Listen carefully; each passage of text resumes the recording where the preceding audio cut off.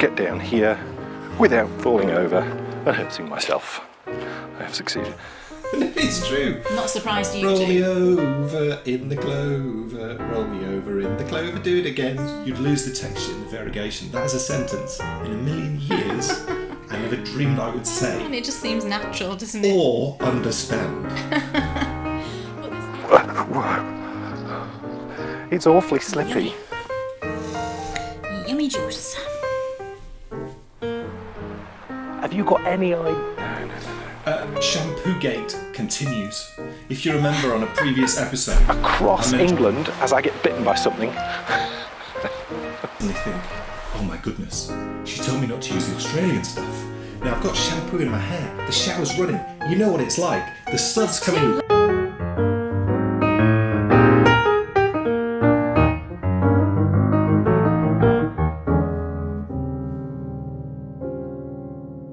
Welcome to episode 82. Yes, 82. we're back.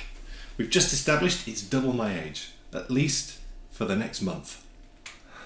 Makes him sound very young, doesn't it? I'm not Well, very impressed about that. It depends. I'd like you to be a few years older, please. That's dreadful. I don't wish him older. That's not true. I just wish me younger, maybe. I think everyone wishes themselves younger. Definitely. Definitely. And look, I'm married. Oh gosh, you got your ring on. You've had it on for a while, actually. I have indeed. Yeah, Dan hasn't. It has not come off. No, you have. But historically, you've not worn your ring in years, have you? Well, I haven't worn my ring since my first course of chemotherapy. Right. So, gosh, are we 3 years ago now?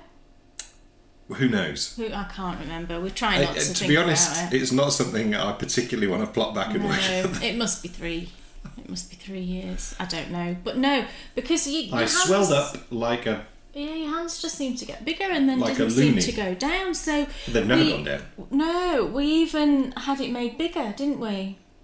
Yeah, and I think But that, being honest with you, when we had it made bigger... that it made any difference. I'm not entirely convinced that... It was bigger. It was bigger. Because it wouldn't go on now. No, but it was supposedly 2 sizes bigger, Yes. which... And I'm sure it is. Right. But I'm sure it still is. wouldn't go on, Well, would no. it? I think it was up to like the Z on the ring thing. I mean, I said to Dan, oh my lord, how big are your fingers? Look, and It's my fingers, ridiculous. they don't exactly look, they're not like chubby fingers, are they? No, they are big fingers. No, but but they are big. They don't look like... No, they are thick. They've got to So be they look haven't like chubby fingers. They don't look chubby, no. Does my hand They're not big. look proportioned? Yeah, but you're big. Yeah, I realise So your that. hands are big. But the question is, though, how is it I've gone up 2 sizes from... I don't know. They're just big. Well, no, I realise that, but the question is an interesting one, and that is, how do you go up 2 sizes in... I mean, maybe it wasn't 2 sizes in one bout. Maybe not. I mean, or maybe I didn't take it off for the first round. Maybe I left it on, it got tight, and I took it off. Maybe. That strikes me as... Because I'd historically never taken it off. No. But then you felt... It was making you panic, wasn't it? You were panicking, thinking, if I couldn't get it got it on. on, I'd be able to take it back off again. I couldn't get it on, and so we got it sized up, and it clearly fit, because, the woman tried the things on my fingers and changed it. Yeah. But then, as Kay said, I'd put it on and I would get claustrophobic.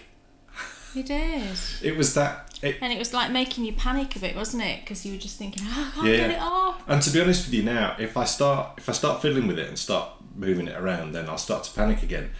So I just thought that I just needed to be a man and get it on and grow up a bit, which is what I've done, because it must be a week. It's longer than a week. Right, it's longer than a week.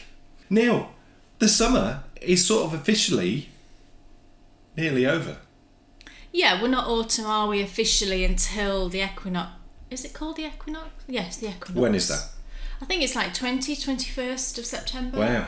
Goodness me. I didn't realise the summer lasts so long. Yeah, so, you said the other day we sometimes have a warm September. Yeah, it is warm. And meteorologists, I think, consider the 1st of September to be like the start of autumn, even though it technically isn't. Right. And I think a lot of people think of the beginning of September as the start of autumn. Right. Because, school starts again, and I think that's just the sort of cut-off. But officially it's not till the equinox, which is another couple of weeks, isn't it? Right.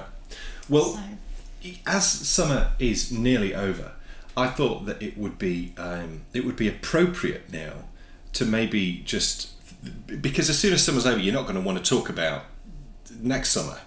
I think you can. no, possibly not. You can, because it just Because seems. you want to talk about Autumn and Christmas, Autumn and Christmas and all the great and things that are Halloween coming and- up. yeah. But now, as we just come to the end of this summer, isn't it an opportune time to look forward to next summer? And I thought it was very interesting to find out our next summer holiday destination, because there was one place I knew that we wouldn't be going, and that's the Lake District. And Kay just set about booking the earliest possible summer holiday I think we've ever booked. Normally we don't book it until the end of the year or into January. But literally within a week, within maybe even less than a week of coming back from Scotland, she'd booked another holiday. And I think now, because everyone knows it won't be the Lake District, now is the time to let everyone know where we're going. We're going to the Lake District. Now, all those times, for long-term watchers, you may have picked up on the fact that Kay has often said not. No, I mean, people might not know that I've never historically liked the lakes. She doesn't like the Lake District. Never liked the Lake District. As I found out to my cost when I took her there for a 40th birthday present. I was thrilled. She was mortified. I was kind of mortified. Don't know why. There's no rational explanation as to why I dislike the Lake District, or historically have disliked the Lake District. Whenever I've been, I've never enjoyed the landscape. I don't enjoy like the colour of the stone. It all seemed quite grey and dark and careful, because you'll talk yourself oppressive. out of going I know. But when we came back from Scotland, and even when we were in Scotland, I was kind of thinking about the holiday and things that we'd enjoyed and things that we kind of hadn't really enjoyed about it. And I sort of started thinking in my head, you know what, I think the Lake District might be really good for us. So as you a were family. thinking about that while we were in Scotland? Yeah. Where? Because it became apparent, didn't it, that like the long journey we didn't enjoy. Well, we just made a huge error, and that was booking a holiday right after I'd gone through a really traumatic experience. Yeah, that we both I think, gone through, not I. Because think it's natural, isn't it, to want to run away? Yeah, I think at the time we just wanted to go somewhere really remote and, you know, disappear off, and that was absolutely right. But by the time we came around to going, we didn't want to do that. A few months had passed and everything, and I don't think that's necessarily what we wanted. And I think it was just because there was nothing really around us. And whilst that was nice, it also meant that to actually do anything, because, you know, we've obviously got a young child and you've got to think about keeping her entertained. And we had lots of time on the beach building sandcastles and paddling and all the rest of it. She loved all that. But then even just like, because we always go self-catering. So even just like stocking up the fridge and getting some groceries in, you had to get in the car and travel, I don't know, 20, 25 minutes. I don't think Bryony or I had an issue with the destination at all. My issue, I don't think Bryony had an issue with any of it. No, she didn't. She never does. You know, she never we does. asked her what her highlight of the summer was, and she said going to Scotland. Going to Scotland, yeah. So, you know, really that's a winner, because she wouldn't have said that last summer. No. Because last summer was not a particularly successful... Well, no, it wasn't. And it was all these things that got me thinking, you know, maybe I don't think I'm particularly a holiday person. This is me personally. And I think had that destination been an hour away, you wouldn't have had a problem with any of it. No, I doubt I would have. So, because... Even, you know, 2-3 hours away, I would have been fine. But it was 8.5 hours in the car, and that was the issue. And so that made me think as well. And I just thought, you know what? I think the Lake District might be really good for us. It's only a couple of hours away from where we live, which is great. It's not even that. It's not even that, probably. No, it's probably not even that. It's 51 miles. Is that all it is? Yeah. Right. So it's no distance at all, is it? And that might seem ridiculous. You know, some people for their holiday, they want to go thousands of miles away, don't they? And that's never been a priority for me, because I feel like being on holiday is more a state of mind than a physical thing for me. So would you believe that after, you know, I never would have dreamt in a million years that we would ever go to the Lake District on holiday. No, and I'm really excited about it. I am really excited about it because I know it's not too far. And, you know, just stupid things like, because it isn't far, you know, we won't have to leave home until after lunch. So we can have lunch, you know, I can pack my bags in the morning. I don't even need to do that till the morning that we're going. I can pack my bags, have lunch. We can then even take stuff for tea in a cool bag, you know, milk and all just sort of first day essentials. So we don't even have to find a shop when we get there. It's all those little things which for me just take the stress off it, and I'll think, oh, this is fantastic, you know, we can just get in the car, leave after lunch, a couple of hours, we'll be there. No worries about finding any shops, and you know, we'll probably have time to go for a little walk when we get there and just have a look at the surroundings. All those kind of things, just for me, just take the stress away from it. Shampoo Gate continues. If you remember on a previous episode, I mentioned that there wasn't space for a human being in our shower cubicle because of the huge range of shampoo products and conditioners that are on the floor. And it's great because, you know, as the water rises, it's like lots of little boats floating around the shower cubicle, having little races. It's great fun. Now, Kay said to me the other day, because she's bought this posh shampoo for herself, and she said to me the other day, you haven't been using the Australian stuff, have you? And I said, no, I haven't. So I get in the shower, I think on the evening of when she'd said that to me, and you know when you're in the shower, you just reach down, you pick up the shampoo and you start using it. Did you use it? Let me finish. So I'm in the shower, reach down like I always do, pick up the shampoo, squirt some out, it's in my hair, and as I'm rubbing it in my hair, I suddenly think, oh my goodness, she told me not to use the Australian stuff. Now I've got shampoo in my hair, the shower's running, you know what it's like, the suds coming... It's too late once it's in your hair. The suds coming down your face, and I'm thinking, oh my goodness, what have I done? So I'm like looking down, I'm like, the shower's going in my face, and I'm looking down, oh no, have I used the wrong stuff? I even looked at the bottle. It's the same shampoo I've been using for weeks, but because you don't acknowledge the shampoo you're using, I'm like looking at the bottle and I'm thinking, is that it? I'm trying to see it, my eyes wouldn't work. And then there it was on the floor. I'm like, oh, thank you. I haven't used the Australian stuff. I had to get some better shampoo because I had my hair re-highlighted about a month ago, and it's done awful things to my hair, and I don't... Is it working, that shampoo? I won't talk about my hair. I think it's better. Cool. But even more exciting though, and I can't believe we've got this far without mentioning the fact that the Bits and Bobs blanket pattern is out. It is. I put the pattern out a few days ago, so it is available on Ravelry now. Thank you to everybody that went and purchased it, and knitting blankets already. I'm just so thrilled that everybody's enjoying it, so thank you everybody. So it is available now on Ravelry if you would like to get a copy. Kay Jones, what's on your needles? And I wanted to knit, but I couldn't really knit on this because it wouldn't have been easy to stop sort of mid-row. I've started work on the revision of my Messalina. I mentioned this a little, I don't know if it was last episode before that, I was going to put out an update for the Messalina pattern. So anybody who's already bought it will get an update, you know, in their Ravelry, they'll get a Ravelry message to say that the pattern's being updated, and you just download the update. So what I wanted to do is actually make it bigger and also just change the shaping on it slightly, which I've started to do. And Dan's obviously knitting the cowl version as well. There will be, within the pattern, there'll be the extra pattern for the cowl version, which is exciting. So I've started re-knitting it, and this is where I'm up to, and I've realised it's exactly the same shade as my jumper. So that's cool. Look, I could just put it there, and it looks like I've got a cable down my jumper. Yeah. That's quite cool, isn't it? That would be nice on a jumper. It would. Don't you think? Yeah.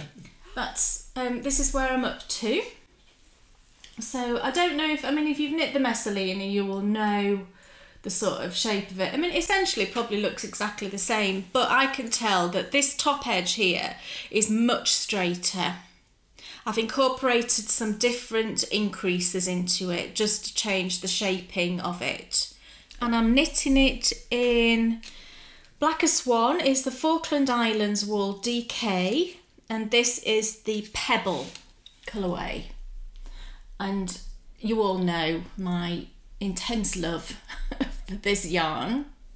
And I'm on my second ball. They're 50-gram balls. They are 110 metres, 119 yards each. And I'm into my second ball, and I think I've got 6. I'm not sure how many I'm going to use. I'm just going to carry on knitting until I think it's the size that I want, and then I will do the border. You might have enough left over for a jumper. I doubt I'll have enough left over for a jumper. There might be a ball left. I don't know if I'm going to use all 6 of them. I'm not sure. But I mean, it's just so lovely. Just feel it. Oh, it is. It's so soft and lovely, this yarn. And because it's not a superwash as well. I could wear that colour too. You could wear this totally. Because it's not a superwash yarn, it doesn't, you've not got that worry of it stretching to oblivion, because superwash can stretch and stretch and stretch, can't it? And I just love non-superwash yarns because, when you block them, it blocks to that shape and it kind of stays like that, but it doesn't stretch out overly when you block it. Because, it's not gone through the superwash process, which is really quite an intense and harmful process to the yarn, because it strips off that outer husk, I think, doesn't it? I hope I've got that right. But yeah, love the yarn, and I'm really enjoying knitting the pattern again. So I'm just going to carry on working on that. I've not really got a deadline as such. And I'm using Chowgoos. These are fixed circulars, 4.5mm, which is what I used for the pattern previously, so that hasn't changed. It's still 4.5mm, and I love these needles. They just kind of hold, because the cable's stiffer, they hold the project really nicely. When you're working on it, you can see it's not all floppy. I think for shawls, these needles are brilliant. I really, really love them. And I've got these are fixed, but I do have interchangeables as well. So yeah, love those needles. Which ones are they, did you say? Chowgoo. Right. And, oh yes, of course, you bought me some of those, didn't you, for socks? Prior to me starting on my DPN journey. Oh, yeah. But that was before they changed to the mini twists. Oh. Which I actually found some, and I ordered a couple more pairs yesterday, because previously I'd ordered those from Loop in London, and then they just went out of stock really quickly. And I actually looked on Loop yesterday because I really wanted another couple of pairs, but they didn't have the cables in. They had I think they either didn't have the tips or they didn't have the cables. It was one or the other. Plus they're very expensive at Loop. So I looked around and I found some that I ordered yesterday from Gorgeous Yarns, which is where you got something for me previously, a set of needles. I think it was the DPNs. Yes. Can you remember? Yes. I think they're based in Cornwall. Yes. And it got here really quick, and the service was fantastic. And it was £20 cheaper than elsewhere. The mini twists were cheaper as well. It's Gorgeous Yarns. That's the cable needle I'm using. Oh, I thought I'd show you. I know, and I used this a lot. I used it for my longbourn, and I tried lots of different cable needles, and I love this one. It's a clover. Yeah, I was just looking at. See, I have to do this now because I'm getting old. It's a clover. So, and I really love this. What are you laughing at? A song just came to mind. Oh right. Do you know "Roll Me Over in the Clover"? No. No, it's true. I'm not surprised you roll do. Me over in the clover, roll me over in the clover, do it again. You just made that up? It's a song. Alright, okay. That's the cable needle I'm using, and I really love it. I've tried the whole cabling without a cable needle thing, and honestly I can't see the point, because I have to think a lot more. If I do it without a cable needle, it causes a lot more thought in my brain. Whereas if I use a cable needle, I just know that I hold it to the front now, knit those two off that or whatever. I just find it a lot simpler. And I don't understand really. I know a lot of people love cabling without a cable needle, and it's just, everybody's different though. Everybody's brain's different. Oh yeah, absolutely. But if you do use a cable needle, I would really suggest you try this clover one. I really love it. Whereas I would suggest that you try this one. Do not try this one. Let me tell you, cabling for me is awful. An absolute joy because I get to use my favourite cable needles. These are awful. These are not awful. They are awful. I love them because it's the Knit Pro wooden ones. Can you see the ridges that run along? You might not be able to see it. It's perfect. What happens is your stitch gets caught in these ridges, and you're like having to pull it out, and then it gets caught on the next one, and it gets caught on the next one. It's the worst cable needle I have ever used. These are the only cable needles that I use. Each to their own. Absolutely. I take it you've finished. Oh yeah, sorry, Dan Jones. Thanks. What's on your needle? Lovely. Look. Oh, look. Do you know what? I felt like a fraud before because, you know, if you look at that side, it's just a plain sock. So you think, well, it's just a plain sock. But then you turn it over and you see the straps going down the sides. You're bootstrapping. Yes. Do you know what? This sock, it's great because a plain sock bores me senseless.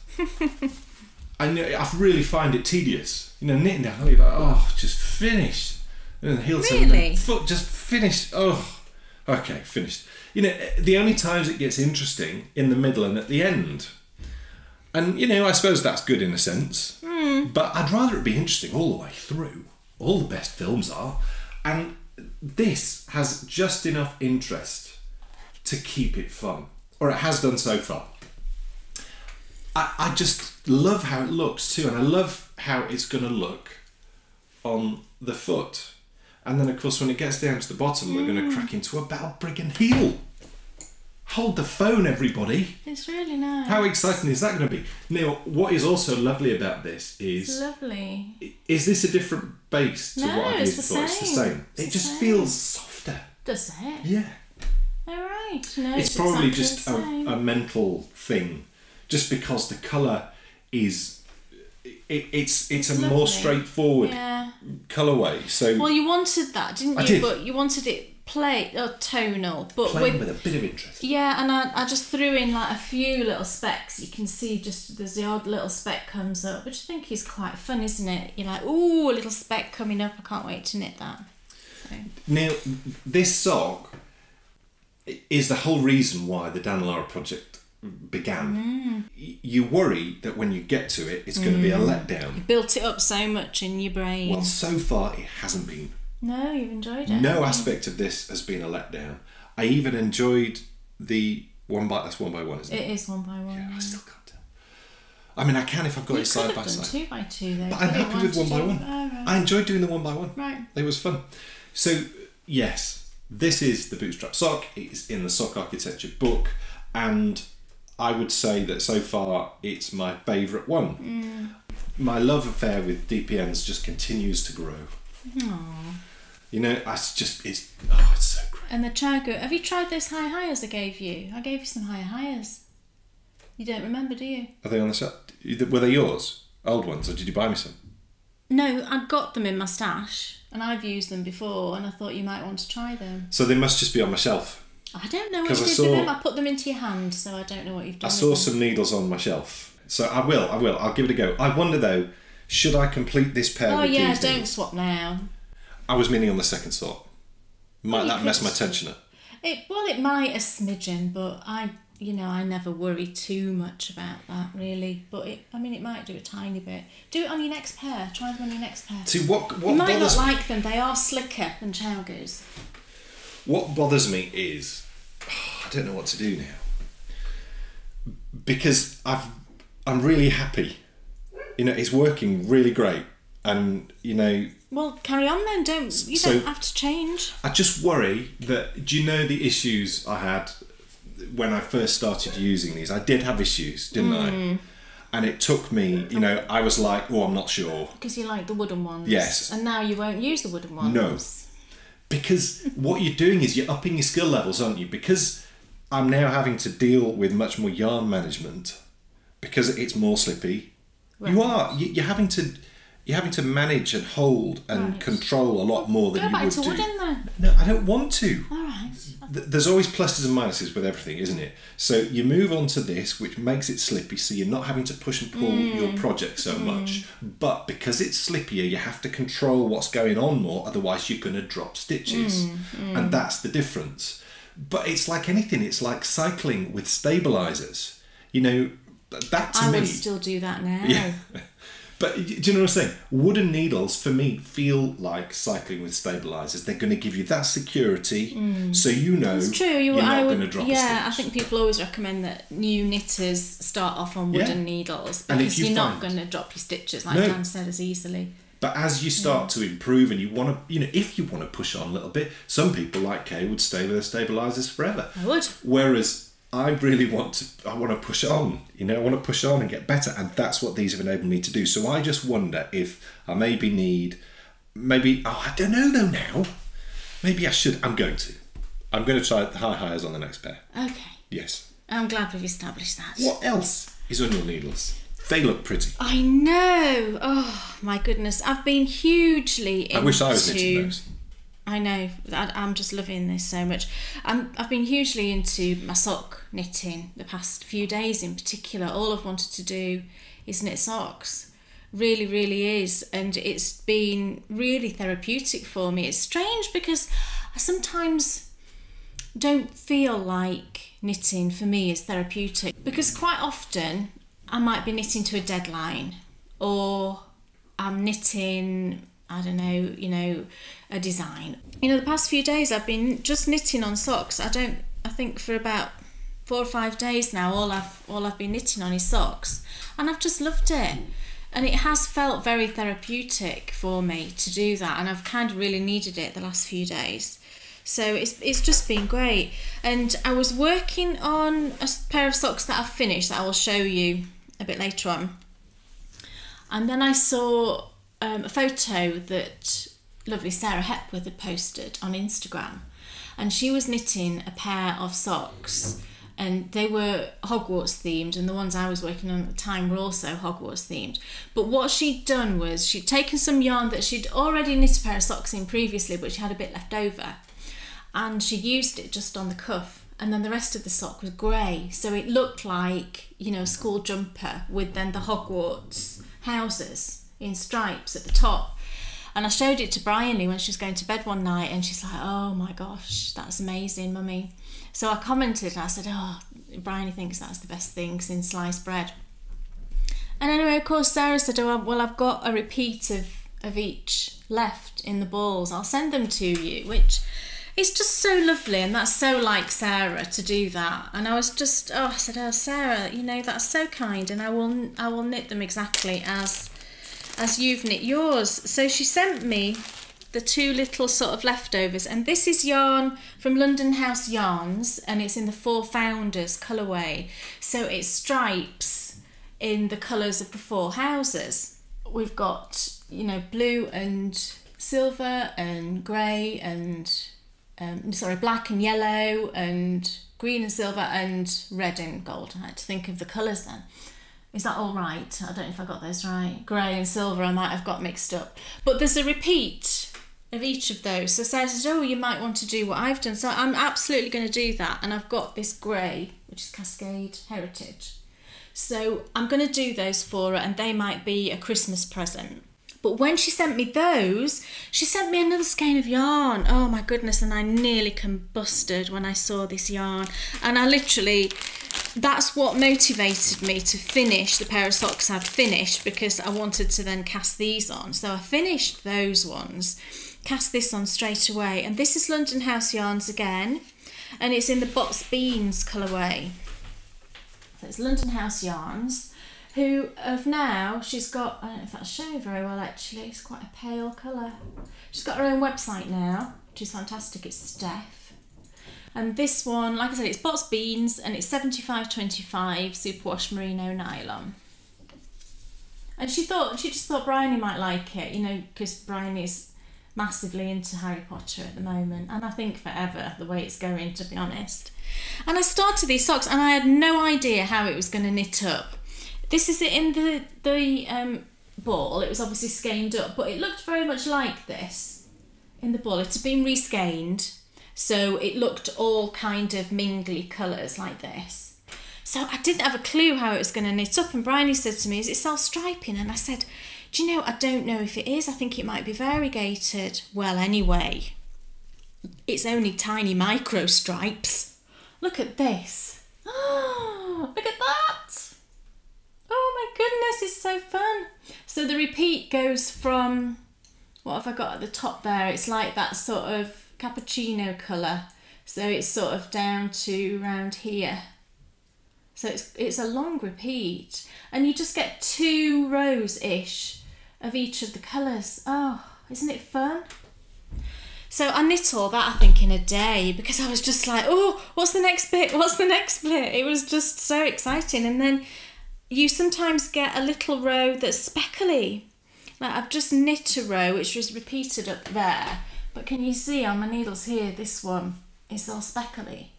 And then there's another one that's sort of speckly here, and then it repeats there, and there's a few speckles here. Oh, it's just lovely. So I've got to the sort of heel now, and I'm just wondering what colour to put in for the heel. And Bryony wanted purple, because she always wants purple. There's no purple in it, actually. There might be a few specks in that speckly bit, but there's actually no purple. And I'm wondering if that's just because there isn't a purple Bertie Bott's. Not sure. So I pulled out a few from my stash, and I had this one which I dyed, but I'm not sure that really goes. And then I found these, and one of these I'm sure will work. I've got this one which almost matches that pink stripe there, and then I've got a sort of purpley which I think also looks nice. And these are both fondant fibre 20 gram minis. So I'm going to use one of those. I'm inclined towards the pink at the moment because it picks out that pink stripe. So I think that's what I'm going to do. So this caused me then to go and look at Steph's website. Oh, she does loads of other Harry Potter colours as well.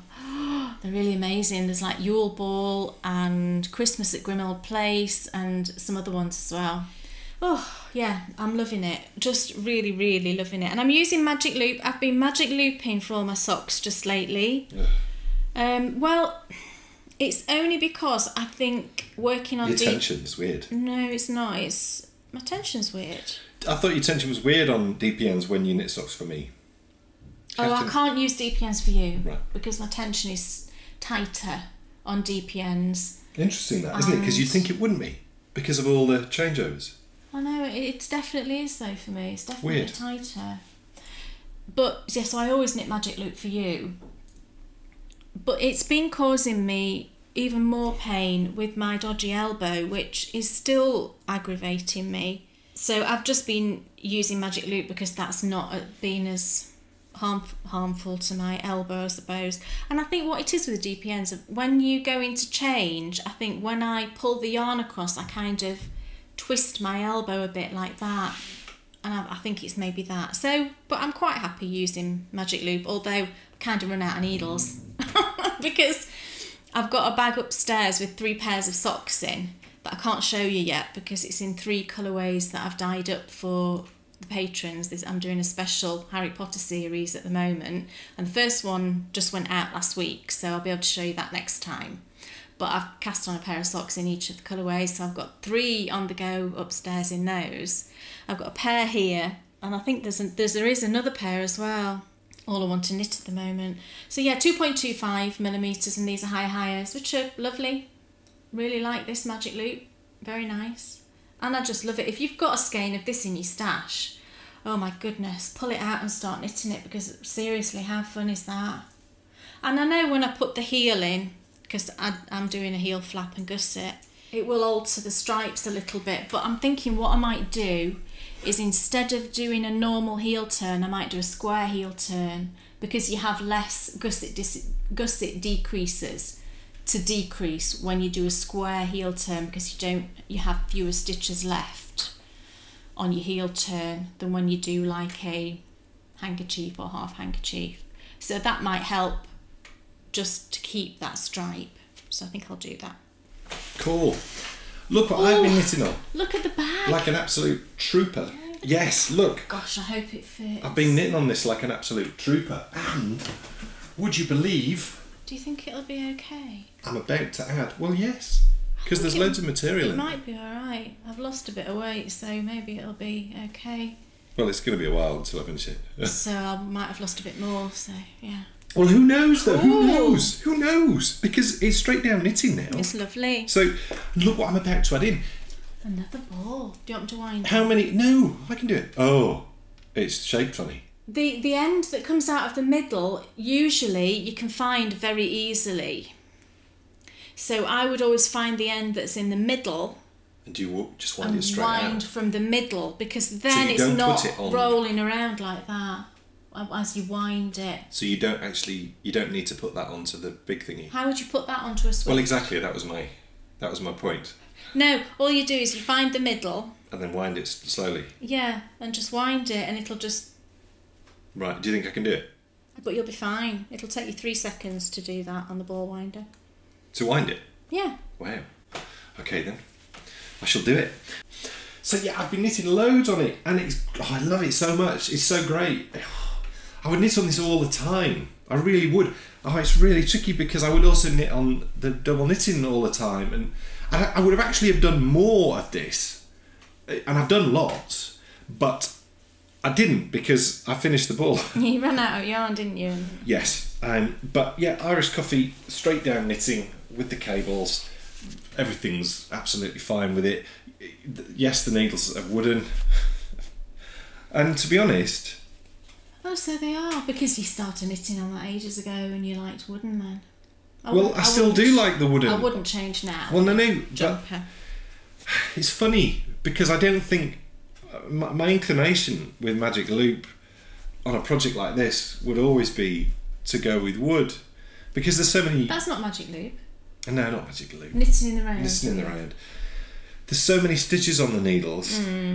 I like the security of knowing that, you know, and I think when you've got weight of a project sliding backwards and forwards, I'd hate to lose a stitch. So I would probably, maybe as I got better, but maybe not. Horses for courses at the end of the day, I think. New ball going in. Cool.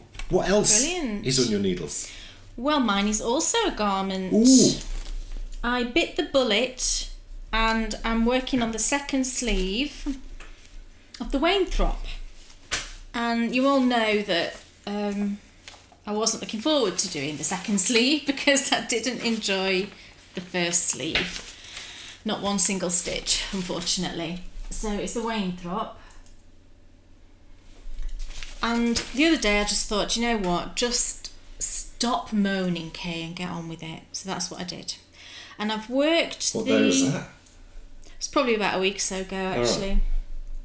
I just wanted to get it started because I think half the battle with these things is just starting it, isn't it?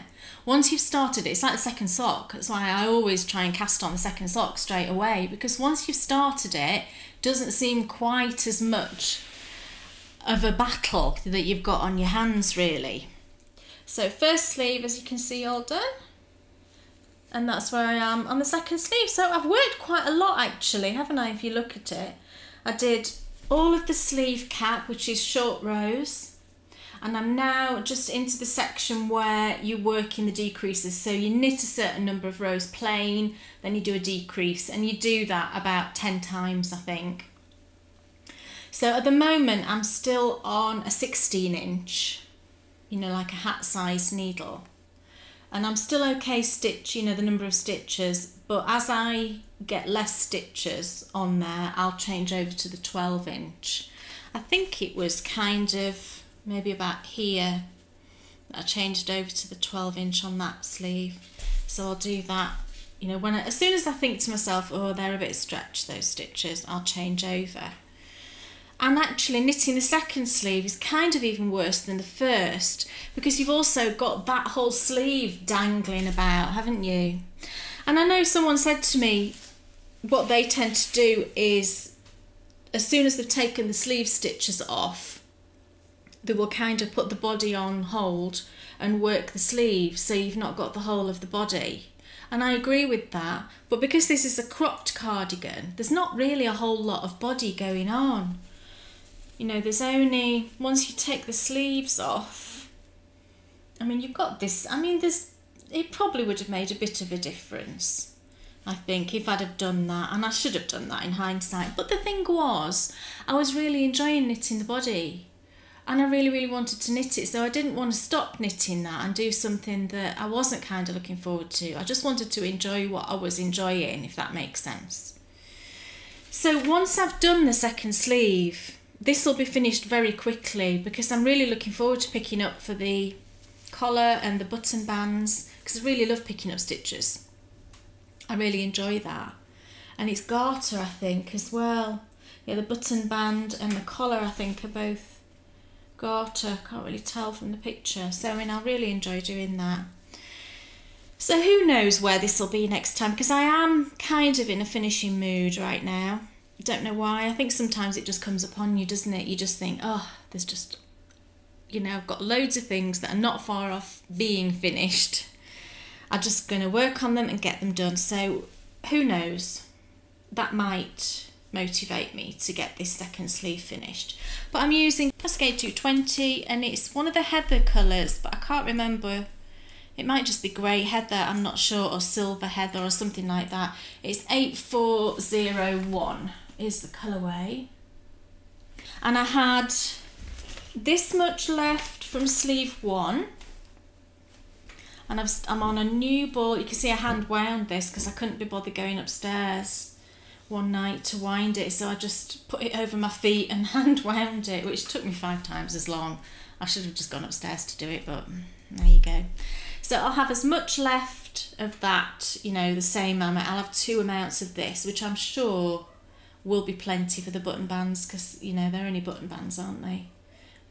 So I'm sure that'll be fine. But I do have another partial ball somewhere in my stash. I know I do. It's probably about 1/3 of a ball, so I'll be absolutely fine. So yeah, that's for Nana Wendy for Christmas. And I've got the buttons all ready and everything. I've got them here actually. But these are the buttons I'm going to use. They're vintage ones from the 1900 to 1920s. And I think they will look really lovely. They've got a slight sort of pearly sort of finish.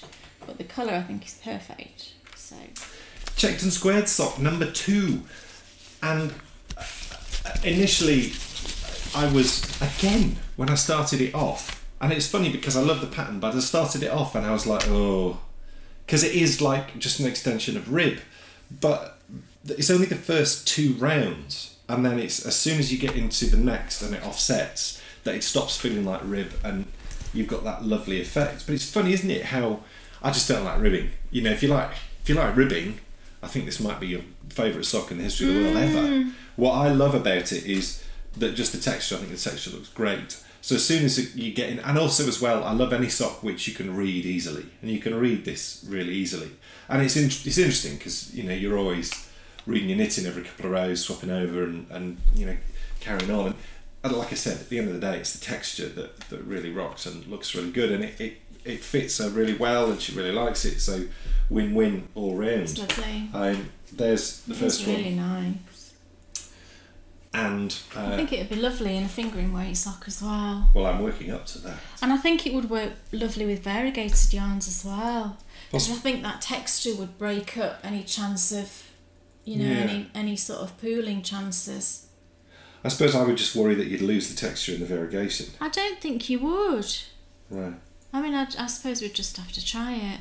But that's what I mean about the square heel turn. Can we just pause? Can you see how... Pause for a moment just to assess the fact that I just said I worried that you would lose the pattern. Did I say the pattern or the texture? Texture. You'd lose the texture in the variegation. That is a sentence in a million years I never dreamed I would say. And it just seems natural, doesn't it? Or understand. But this is what I mean about when you do a square heel turn. Can you see how short those gusset decreases are?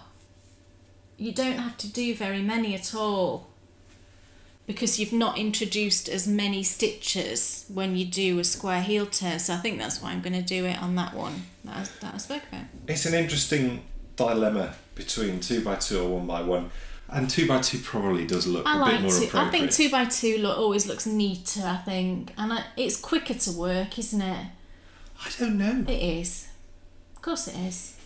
Well, because you're only moving your yarn backward and yeah, forwards every two yeah. stitches rather than every stitch. It's tricky. It's tricky. I'll make the decision. You see, but then you could twist. What about twisted one by one? Yeah, twisted one by one is lovely. And I mean, I like one by one rib if I'm knitting thicker socks. I love the look of that. No.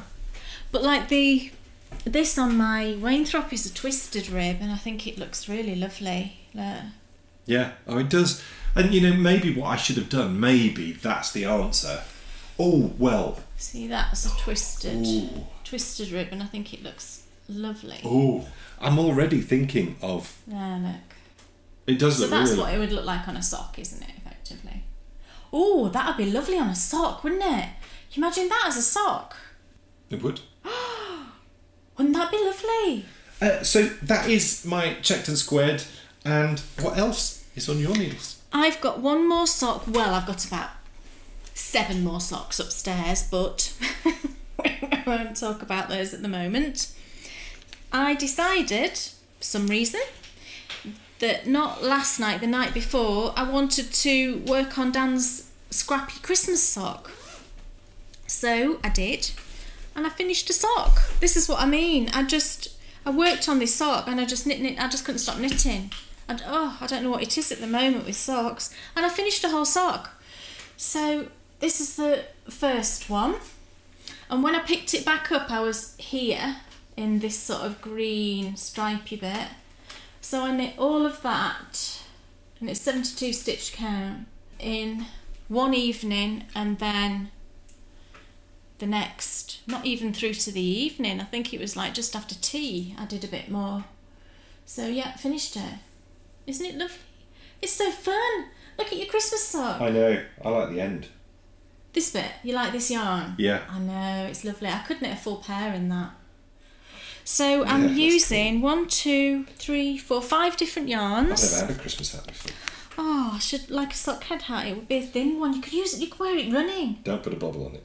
I'm not going to put a bobble on it. You look like Santa. So I'll show you the yarns I'm using. And I just went through my stash. I think I started this in February. I seem to think that for some reason after your surgery I wanted to do something festive. Right. So let me see. Right, so the first sock I started off with this one, which is Trekking XXL. I'm just trying to find, there it is. Trekking XXL, and it's number 603. I don't know what the name is, but it's 603 XXL. And I just thought it looked festive. There's reds and greens and golds and brown, so it's kind of like a Christmas tree on a sort of neutral base. So I started off with that one. I then went into this one, which is beautiful. It's a self-striping, and this is from Juliana's Fibre, and it's her Lucid Dream sock yarn, and it's called Under the Mistletoe self-striping, superwash merino nylon, 420 yards. So it's Under the Mistletoe, Juliana's Fibre. Do you know, I don't know if she still dies now I've thought about that. I've not seen her mentioned very much. I'll have to check. And it's beautiful. And if you look here, look at that. It's just gorgeous. And I'll have enough left over to knit a pair of socks for me, which is fantastic. It's a really fantastic base. It's quite plump. Lovely. You know, this is 2.5mm and it knits up beautifully. So I think if I do some for myself, I'll use 2.5mm and maybe 60 stitches, just go down a little bit. And then the next one is Opal. And this is the one that was very popular last year because it's not a Christmas colourway, but it looks like a Christmas colourway. It's from the Clank Welton range, and it's Pop Music, which is number 9040. And it's the most Christmassy looking yarn that's not Christmassy I've ever seen. It's just fantastic. So I did a big chunk of that all through the heel and the gusset decreases. And then I did just 3 stripes of... Looks like Boba Fett. I did just a stripe each of Knit Picks Felici. I'm not a huge fan of Felici, I'll be honest. It's suspiciously soft for me. I mean, feel how soft that is. for a sock yarn. It's very, very soft, which is fabulous that it's so soft. And, you know, people love it because it's so soft. But for socks, I don't know. And I'm never hugely impressed with the dye job, if I'm honest. Like, if you look, I don't know if it's going to transfer, but the plain section doesn't look plain. There's lots of, you know, you can see there's a vaguely sort of pink colour here. I think that's the craziest sock I've ever seen. It is quite crazy, isn't it? Because it looks, I mean, it looks like someone's chopped up five pairs of socks and sewed them together. It's bonkers, because this one as well, the Juliana's fibre really stands out, doesn't it? Because it's such a different type of yarn, it's so saturated. But, you know, you'll only wear them at Christmas.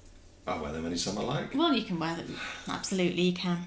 So I did just one stripe of each of those, because I did want to put them in. And I put it on a bit of the sock, which is going to get, I think, the least amount of wear just here, the sort of, the bit around the middle of your foot. And when I do the second sock, I think I'm going to put that one in the same place, actually. I'm going to move around the others, but I think I'll leave that one there. And then the last one, I think, is probably my favourite. And it's Cascade Heritage Prints, and I think it's called Holidays, which really it is, isn't it? It's just lovely. I've knit with this yarn before and it's gorgeous. It is soft, but it somehow feels more substantial than the Felici. The Felici feels very floppy, if that's the right description, but it does feel very drapey, whereas there seems to be some substance to this. And I have knit socks out of this before and they came out beautiful. So that's the last colour, and that one is colour number 26, but I think it's called Holidays. It's Cascade Heritage Prints, and it's lovely. And I would definitely knit a whole pair of socks in that, because I just think it's so classically Christmas, isn't it? So that's all finished, that one, and I've started the second. Look at me. Honestly, I cast this on last night straight away, and I've just finished, and I finished the ribbing this morning when I got up at ridiculous o'clock because I can't sleep at the minute. And I'm using the Opal to start off with. I panicked. Why? Well, I was just about to say, you've cut it from the ball. Yeah, I have, yeah. It's the next. I've just done the ribbing, and because I use the Opal quite a lot in this one, I'm just using it for the ribbing here. And then I think, what did I decide? I think I decided that over the heel, I use the most kind of robust yarn over the heel area, the Opal. So I think I'll use the trekking over the heel area, because that's, again, very hard wearing. And I think I decided, yes, I was going to use this one for the leg of the next one. And then the trekking. And then I'll do the Felici in the same place. And then I'll use the Juliana's fibre on the toe of that one, or the bottom of the foot and the toe. So yeah. Wonderful. And it's lovely, isn't it? Yes, I can't wait. Yeah, very fun. You can't have them till Christmas. I realise that. Well, you could have them when we put the tree up. No, you could have them when we put the tree up. Well, yeah, because that is Christmas. Yeah, yeah. So when it's tree trimming, you can have them. Tree trimming? Maybe I should, that's my aim. Oh. I should get Bryony's done for then. Her Christmas socks. Yeah. Give you yours, and then I don't have a pair. Well, I'll have to knit some. Well, no, you don't have to knit me any. Well, I'm only knitting. No, the bootstrap. Well, no. Because they're gold. That's lovely, but I'm sure I could do a better effort than that. What do you mean? Well, they're yours anyway, but. But that's fine. Well, we'll see, won't we? Because if you were to dye a Christmas colourway. Oh, right. And then I could knit it in that colourway, the next pair that I do. Oh, I've got some sport weight upstairs. And for Dan, I do 72 stitches on 2.5mm. If I knit his on 2.25mm, they wouldn't be big enough. There wouldn't be enough stretch. And 2.5 works with that stitch count. If I did 2.25, I'd have to cast on more stitches. And believe me, that's enough to be knitting, you know, really. And it works. Cool. Why change what works? Oh, and this is my little... I keep all my notes for... I can see that face. I keep all my sock notes in a little book. Every time I knit a pair of socks, I've been doing this for a while. I make notes of how I've knit it, how many rows, what heel I've done, stitch count, things like that. So that then if I want to knit another pair in a different yarn exactly like that other one I've knit, then I've got it here without having to look at that sock and count rows and things like that. So brilliant, useful thing to do if you're a sock knitter and you knit a lot of socks. I would recommend that you do that. I am now done. Carry on, please. Excellent. Just a quick flash of the Messalina cowl, because you've already seen the Messalina shawl. I'm continuing my test knit, and I got in a good solid 2.5 hours on this in one sitting the other day. Wow, which is, Harry Potter. Yes, yes. And there is the lovely Susan Claudino, which is just the business. It's an absolute joy to knit with, and I'll need to decide what else I'm going to knit with it, because I'll probably have half a ball left, I reckon. Or maybe I won't. What do you think? Well, I'll just keep... I mean, we'll see, it looks silly if I just keep going. You don't want it to be too tall, because No. then, you know, it'll be like too scrunched up around your neck. But it can be a nice... It could be probably... I'd have to do something else with it, because it's too nice not 10 to... inches it could be. Right. Oh, well. Well, I mean, that's a good thing. But yeah, continuing my test knit, and yeah, it's great fun. Always great fun when you're knitting with amazing yarn. It is. Yeah. The yarn is everything for me, actually. Yarn and nice needles. Yes, and I'm using metal needles. So, you know, the That's a dilemma... chowger, isn't it, I got for you? The dilemma continues, because I'm not having a problem with that. So... maybe I'm just a metal boy all along. Who knows? We shall find out when I knit my next garment. Yes, I do need to put that back in. Thank you for reminding me. So now it's time to go on our next new adventure. And this is not the show which we planned. No. Look, all we'll say at this point is all the footage that you see on the water is at Loch Ness. And all the footage that you see with me talking to you into the camera like I am now is not at Loch Ness. Yeah. And we'll tell you why it wasn't at Loch Ness after you've watched this first part.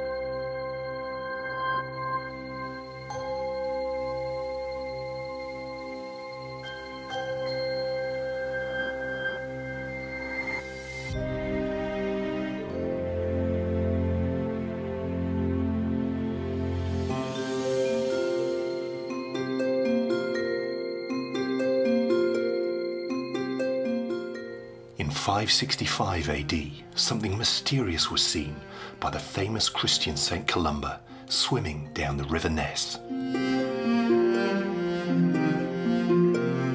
For the next 1500 years, the water-bound monster has continued to make regular appearances.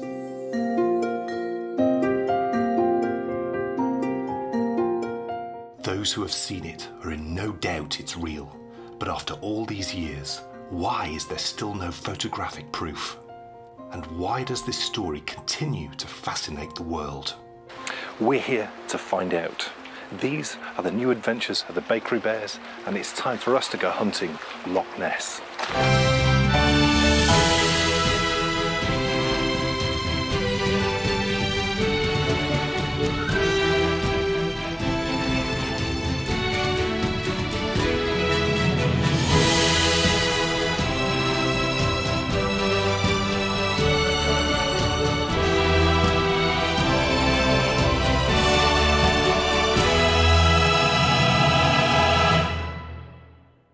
Welcome, everyone, to Scotland. Now, our base of operations for today's hunt is the tiny Scottish village of Drumnadrochit.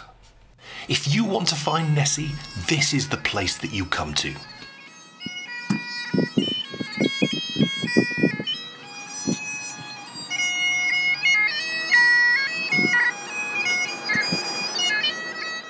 But where do you start searching for a creature which is famously camera shy?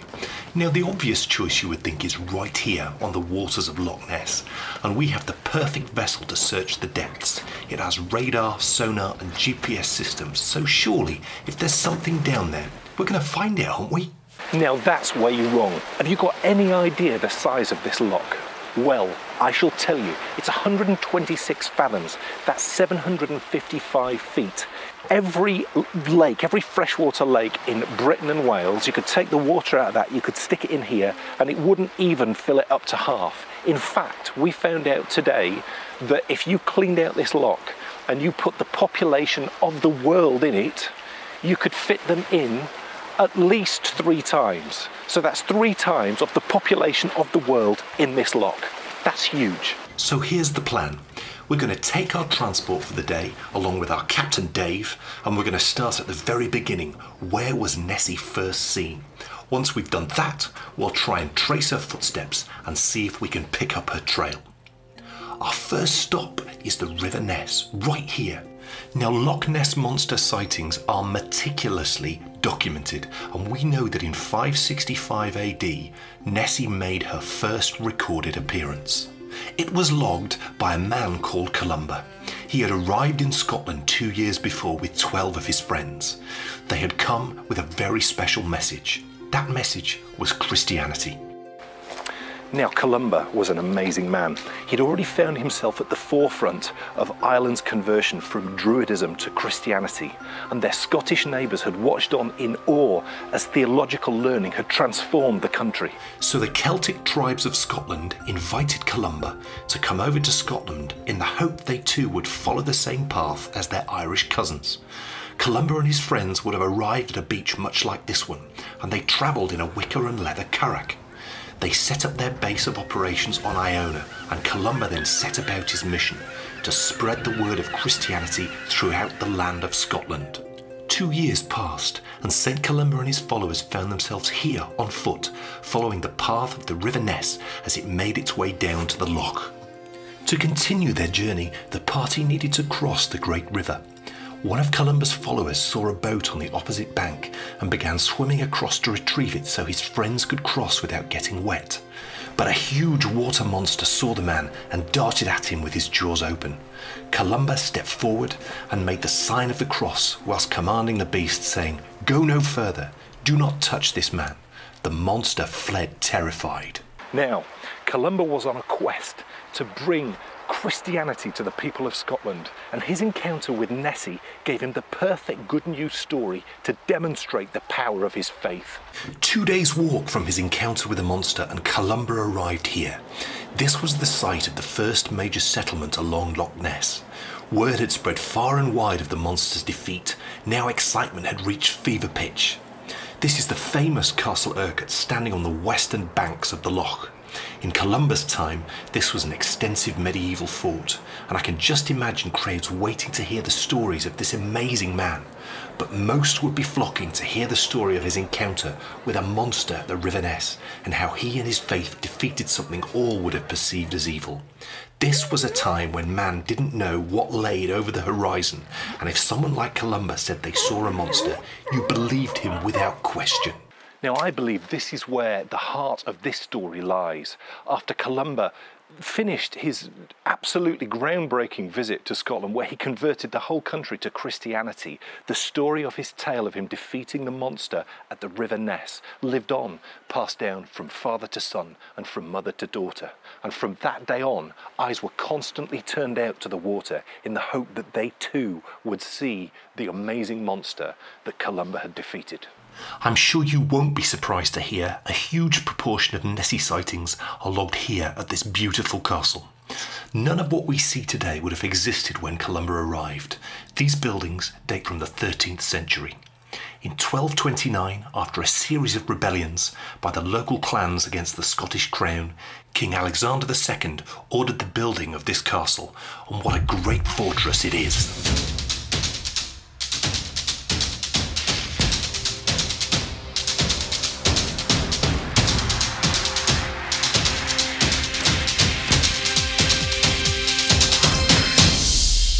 Birkett Castle is one of the largest in Scotland in area. It was approached from the west and defended by a ditch and drawbridge. The castle was built in a figure of 8 shape with the northern enclosure including the gatehouse and the iconic 5-storey Grant Tower. This is the southern enclosure and it's situated on much higher ground. Sadly, little remains of the buildings that lay within, but what we do know is that there were towers to the north and south of the enclosure. In the 16th century, a water gate was also put into the eastern wall to allow access to the loch. But as you can see, the higher ground gives a perfect vantage point across the castle and Loch Ness itself. This was a perfectly situated stronghold to control traffic passing by water or by track. Birkett became a key castle in the famous wars of Scottish independence portrayed in the movie Braveheart. In his first foray into Scotland with his huge army, King Edward I of England captured Birkett and took control of the castle. For the first time in history, Birkett was out of Scottish hands, but it wasn't English for long. The famous Robert the Bruce was on the march, and he would soon take it back for Scotland. As the years passed and the history of the world we know was written, local sightings occurred every year, but the story never travelled far. It was local legend. That was until the arrival of the road in early 1933 along the loch. Suddenly, thousands began to make their way by car to the waters of Loch Ness. With the arrival of the tourist, Nessie sightings increased and the word began to spread. We found hundreds of eyewitness reports from very normal people just like you or I who believe passionately something is out there. So it was with excitement and trepidation that we set out on our hunt. So what exactly are we looking for? Well, it was the sighting by George Spicer and his wife in July 1933 that set the modern precedent for what Nessie looks like. As they drove along the brand new Lochside Road, they saw a most extraordinary form of animal cross the road in front of the car. They described the creature as having a large body about 4 feet high and 25 feet long. It also had a long, wavy, narrow neck, slightly thicker than an elephant's trunk. Sightings continue to this day, with the latest only 2 weeks before our arrival. The story that stands out for me is actually a non-sighting. In 1975, 4 firemen from London decided to go hunting for Nessie. They decided the monster must be male, as all monsters are, so they built a 309-foot lady monster to attract Mr. Nessie. It had false eyelashes, full makeup, and a pre-recorded mating call. Sadly, things didn't go well. The mating call was that of a male walrus, so it was only ever likely to attract the ladies. And when they tried to launch their lady monster, a sudden wind blew her sideways and flattened her back end. Needless to say, they abandoned their attempt to find the elusive Mr. Nessie. But if we think logically, if there is something down there, it must be a family, surely, because it's a stretch of the imagination to think one monster has survived for 1500 years.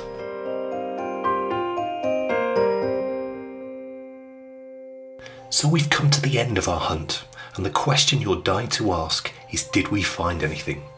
Sadly not. So we asked our skipper Dave, who's been sailing Loch Ness for years, has he ever seen anything? No, he hasn't. But he added, that's not surprising when you consider the vast size. Remember, this loch is bigger than every other freshwater lake in England and Wales combined. It's so big, in fact, that sonar technology cannot scan to the bottom or even to the caves in the sides of the loch. So something most certainly could be down there. So we have found the roots to the Loch Ness story. The facts point firmly towards a story told by Columba that due to the nature of the Highlands became folklore, but was it really true? And what about all those sightings over 1500 years? There's just too many for this to be a myth, isn't there? But logic tells us people see what they want to see, and the story of Nessie is so strong even skeptics can't help but look out across the mysterious waters. So what do we think? Well, in researching this programme, we honestly thought that we'd got it nailed. A truly amazing man arrives with wonderful stories to tell. He creates the story of the monster to demonstrate the power of the faith he wants those listening to buy into, and they do. In the years that followed, people saw a monster because they were told one was here. And I think when we think that something's here, something mysterious is anywhere, a bit like Bigfoot and so many other mysteries of the world, when you think it's there, you look for it, and your mind will create it, and you'll see it. So perhaps Nessie is a wonderfully mysterious myth. then we came here, and something strange has happened, because we just can't shake the feeling that there's something down there. After all, scientifically, it's perfectly possible for something to have survived that asteroid strike, which destroyed and wiped out the dinosaurs all those millions of years ago. And when you think about it, Nessie's like all the best things in life. You don't need to see her to know that she's there. We'll see you soon for our next new adventure.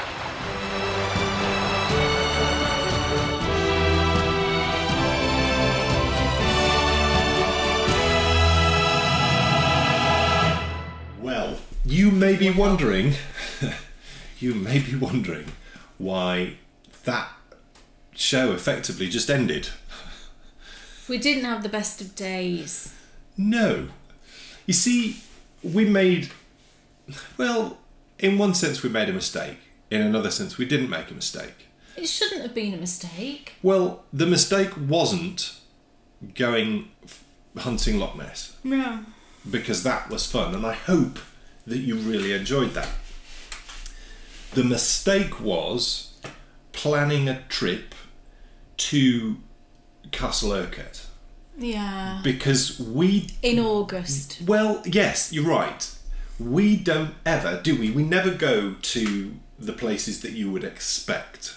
We always go to places which you maybe wouldn't expect. Yeah. We don't go to the more well-known Yeah. tourist places. We try not to. But we fell into that trap. And the reason why it was a trap was this. We drove for 3.5 hours. I didn't know it was that far. Well, I didn't think it was going to be that far either. To get there. And we arrived and it started to rain.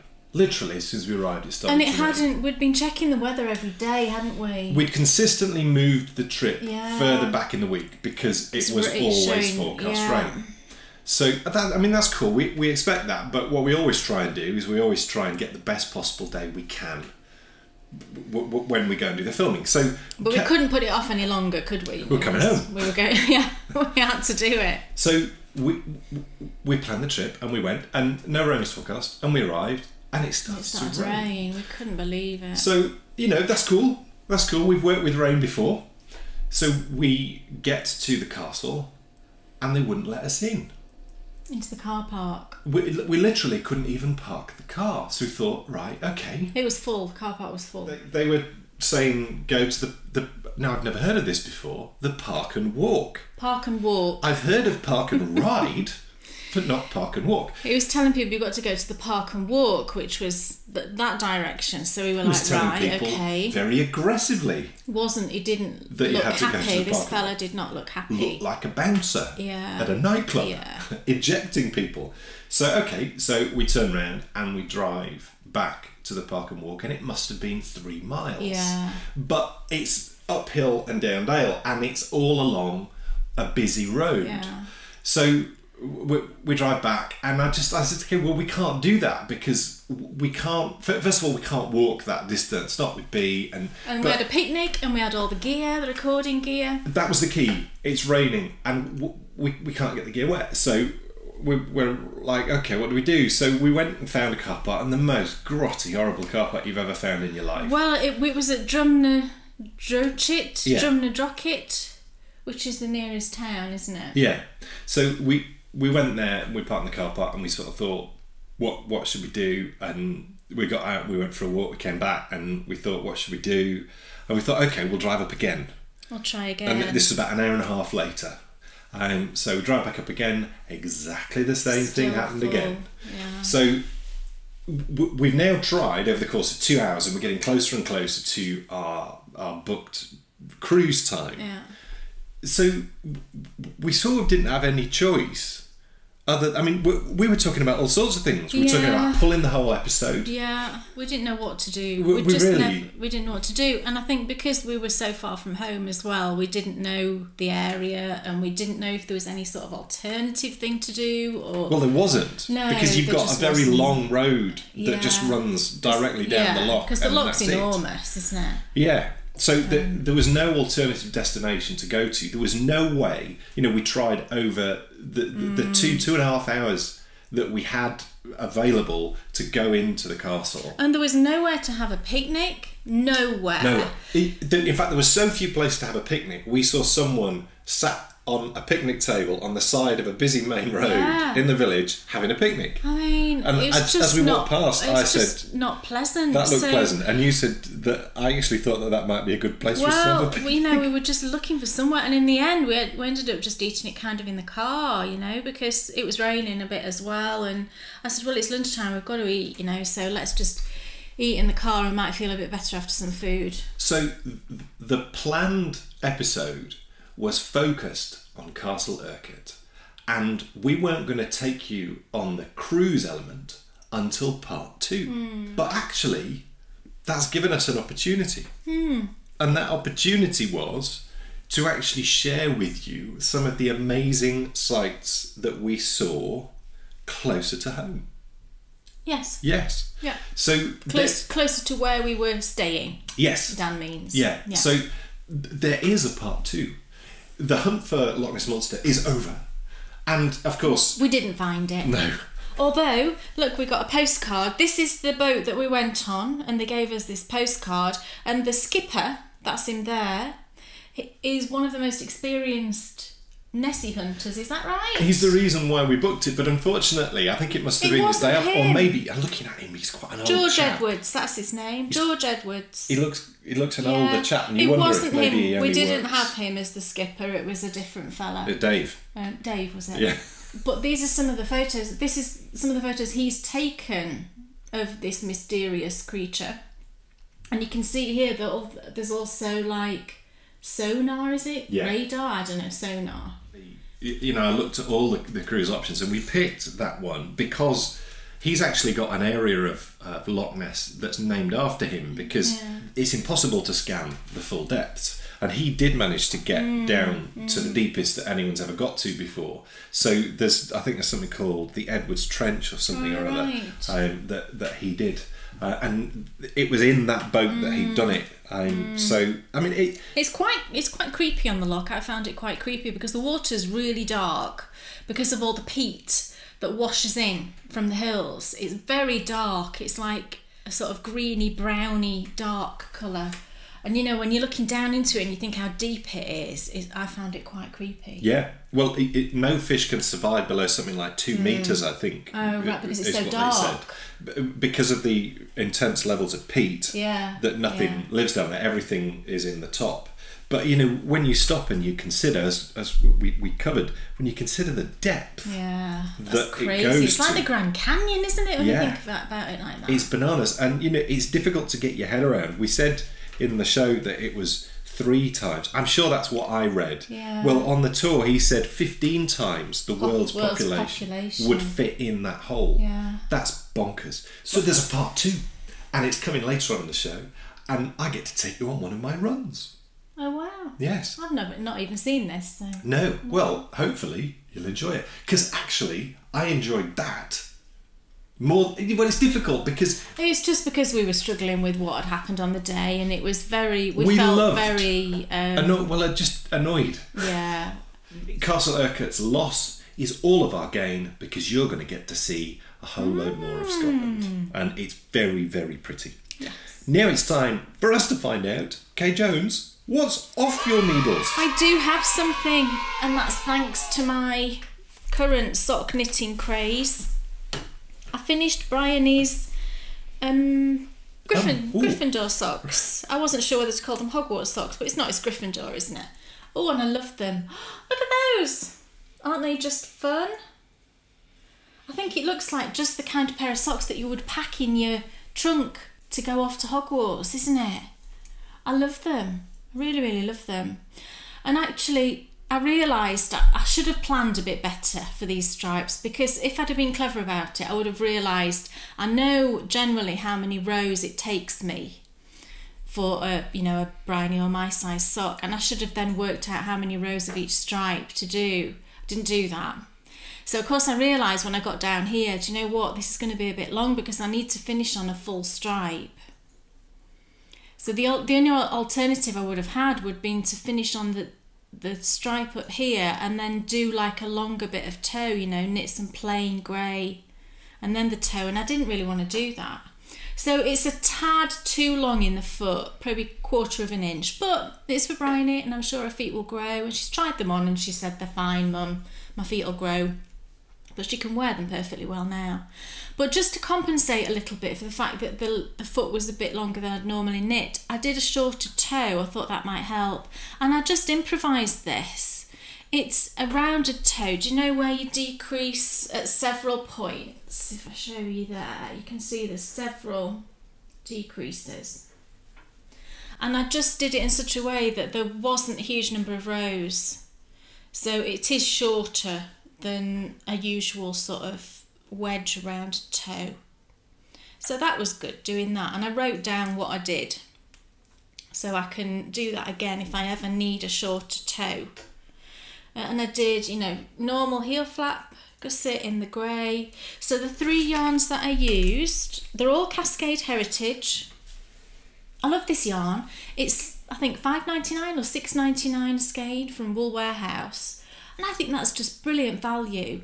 It's a really soft and plump and really lovely to knit with. I think it's obviously the same base that they use for the heritage prints. It's just really nice. So the red is just called red and it's 5607.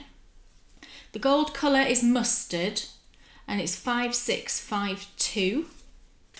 And the grey I think is charcoal and that's 5631.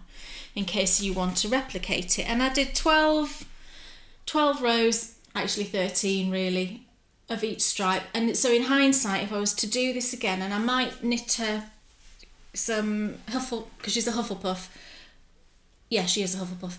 I might knit her another pair in Hufflepuff colours, and I know now just to do probably 1 row less of each, and that would give me, so on the foot it would give me what, 1, 2, 3, 4, 5, 6 rows less. And that would be perfect. So 1 row less on the stripes next time. And I just cut the yarn, weaved in. You do get a bit of a jog. That's the side. So you do get a jog. Bryony's not bothered about that. She couldn't give a monkeys. She's going to put them on her feet and say, yay, I've got Hogwarts socks. So yeah, I'm really pleased with those. They're all done. Cool. You haven't finished anything? No, sadly I haven't finished anything. It's which rubbish. is, well, it is a bit rubbish, isn't it?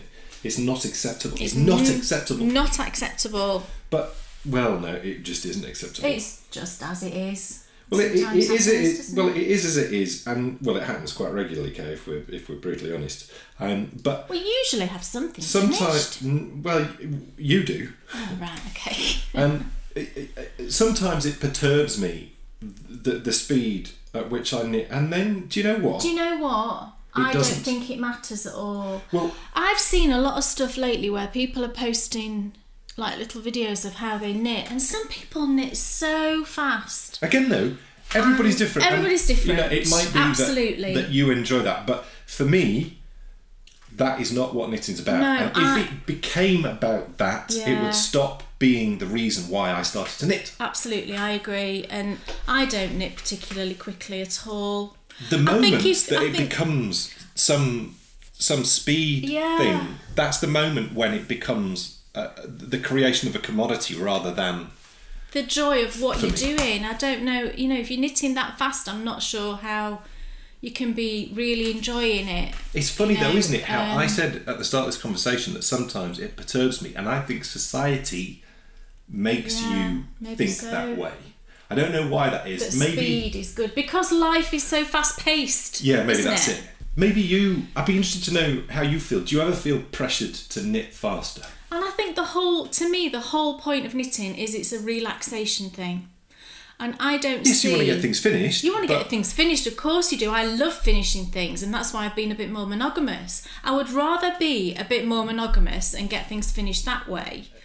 I naturally drop into the running thoughts because I run so often, but you know there's 2 different types of runners, isn't there? There's speed runners and there's endurance runners. And you know, I would much prefer to run longer and more often than to run shorter. And maybe it's just how your brain works. But maybe so, yeah. But I would say don't pressurise yourself to think that you have to knit really, really quickly. Just be the knitter who you are. If your style isn't to knit quickly, I mean, if it takes you twice as long to do something, it doesn't matter as long as you've enjoyed it. That's what I think. That's the key, isn't it? Yeah. So long as you're enjoying it. If you're not enjoying it, then you need to analyse the reason why. Yeah. And, you know, I think that's the reason why I'm always pushing on, because I do maybe tend to overanalyse things a little bit. I overthink everything. Hence the reason why I sometimes think, oh, I wish I could knit quicker. But do you know what? Like we've said, I really don't, because I knit the way I knit. I'm perfectly happy with it. I love my tension. It's very neat. It is very neat. Yes. And I think that's what I enjoy the most, seeing lovely neat stitches. I love neat stitches, yeah. So, it's time for part 2 of the hunt for the Loch Ness Monster. Although the hunt is finished, you're now going to experience the beaches where Columba may well, he wouldn't have landed there because he landed in the Kintyre Peninsula. It would have been very similar. And also as well, you're going to come to and just take a little glance from the distance at the village where Local Hero was filmed with Burt Lancaster and Dennis Lawson. We were just literally round the corner from that. Yeah. I mean, you know, the most picturesque coastline it's beautiful. I've ever seen. Yeah. Let's go and have a look.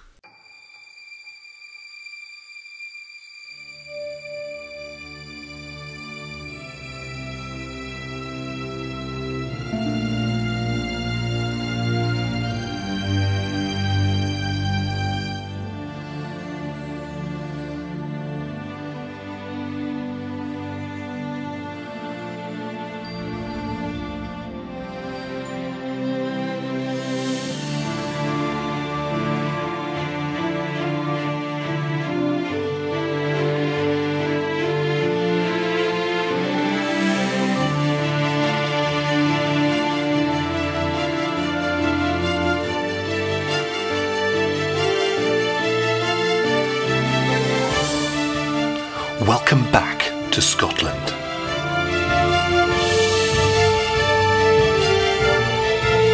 Nestled on the northeast coast lies this Pelican Bay, and our journey in part 2 begins just down there on the beach.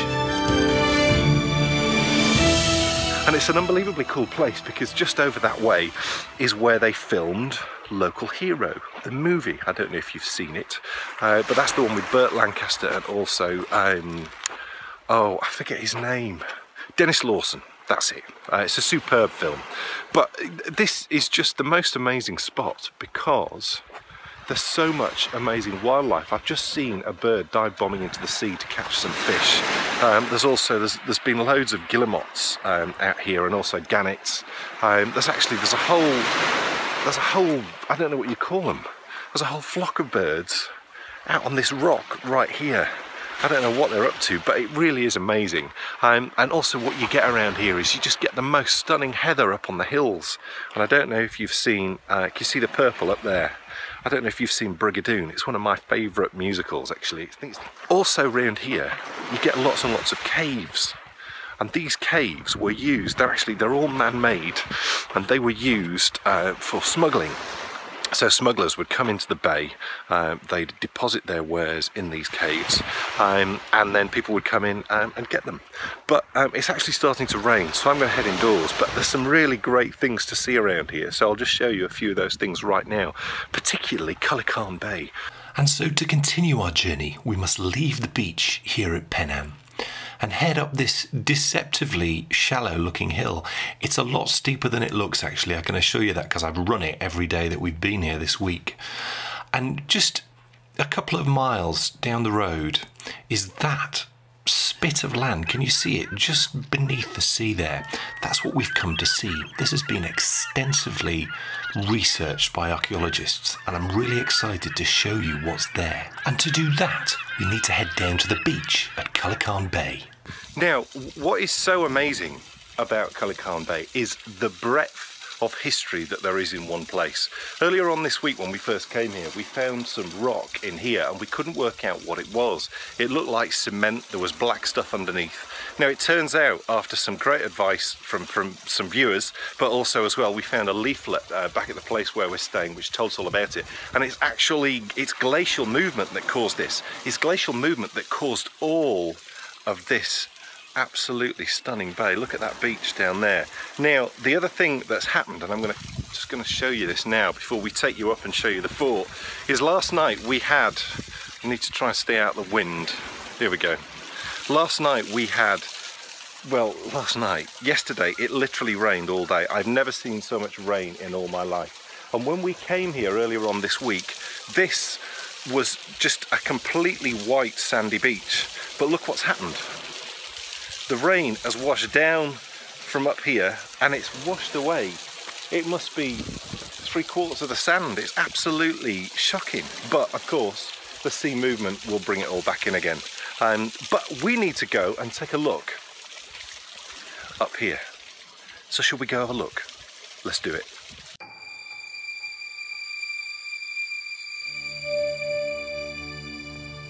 Take a look at that stone bridge. We're going to walk across that in just a moment to Castle Point, and together we're going to go on a journey through time that starts 3,000 years ago. So let me take you back to 1000 BC. The climate is worsening, the soil that has borne crops for generations is wearing out. People have no option but to fight for the land's dwindling resources. And so warrior chiefs begin to emerge, leading these once peaceful Bronze Age people in their quest for food.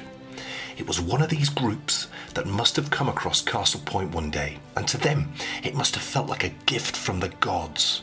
A fertile, flat-topped piece of land linked to the mainland by a narrow, easily defendable ridge with a natural harbour below and a stream nearby for fresh water. This was the perfect place to set up home. So let's head across this little bridge and explore this outstanding site. And what I love as we begin our walk into this home for people for generations is the heather. I know I've mentioned it already on this little trip, but it's one of my favourite things, and it does make me think of that wonderful song Heather on the Hill from Brigadoon. But that's so far removed from our first Bronze Age settlers. Now, to our left is the stream that they use for fresh water, but also is the highest point, and that's called the Knoll, and this is where the first defences were laid. There was a wooden double palisade with strong gates that would have looked a little like this. Now maybe for the first time in a long time, our first Bronze Age settlers could sleep easy at night. For 500 years the gate stood high, protecting those within, but then one night the sky was lit up with flames. The people within the walls of Calacan had begun to make objects of iron and bronze, and the new technology caused unrest. The enemies of our settlers piled brushwood against the walls of the defences, and fanned by the sea breezes, the great heat finally brought down the walls of Castle Point.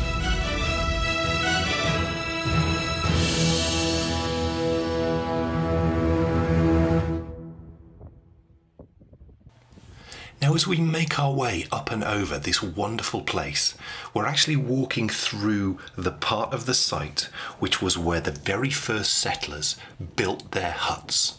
So 1000 BC, this was the spot which they chose. And it's inland and slightly shielded actually from the weather, so you can totally get the reason why they did it.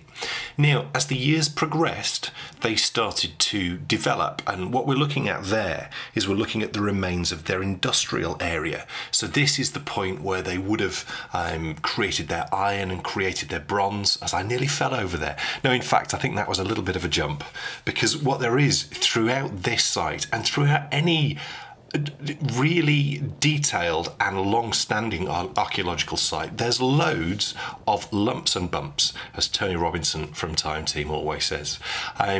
Just look at it, look at the view. Can you imagine living here? It's just beautiful. Now, as we progress further through this site, we're going to start to come across more and more of the future history. And after the fire, after the collapse of the walls, this site site was actually, no archaeological evidence has been found between 500 BC and 400 AD. The chances are that people were most definitely sheltering in the ruins, and people would have been coming and going, but there was no actual work done here, so no building and no defences of any sort. It wasn't until 400 AD that the Pictish clans of Scotland moved back into this site formally and built some proper defences. Now these were pretty special defences because these were the defences that would constantly be upgraded for the next 1400 years. And now Castle Point narrows. It's shaped very much like a figure of eight, with that large section behind us being the areas of the initial occupation. And as we move forward, we start to move forward in time. And the first piece of outstanding archaeological evidence is that there was a castle here. And if I was to dig down with a spade, we would find an awful lot of footings and remains. Now, it was only a small castle. 16th century it was built, and it had a cobbled courtyard and a kitchen range to the east. It would have looked a little bit like this. There are a few tumble down stones still visible, and I did find some, but it's so dark, the soil and the mud is so dark, you really can't see them unless you're there. But it's just amazing to see in situ those stones which just haven't been touched since they were left. And they were only left because it became much more sensible as fighting decreased within countries and tribes, you know, dropped away, and we stopped needing to defend ourselves inwardly and started needing to defend ourselves outwardly. And as we progress down to the end of this site, that's what we're getting to. In the 17th century, Fort Fiddes was built. Now this was put in place to defend the coast at the time of the American Wars of Independence. There was talk that there would be an attempt to land in this country, and so forts were built to protect the land.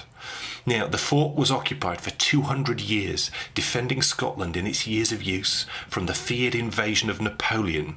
And there was actually a gun emplacement put right here. And you can see the reason why it was put here, because looking to the left and then looking right the way across to the right, you've basically got free range pot shots at anyone who tries to sail towards you. It is just breathtaking, and I wish that you could have been stood there with me.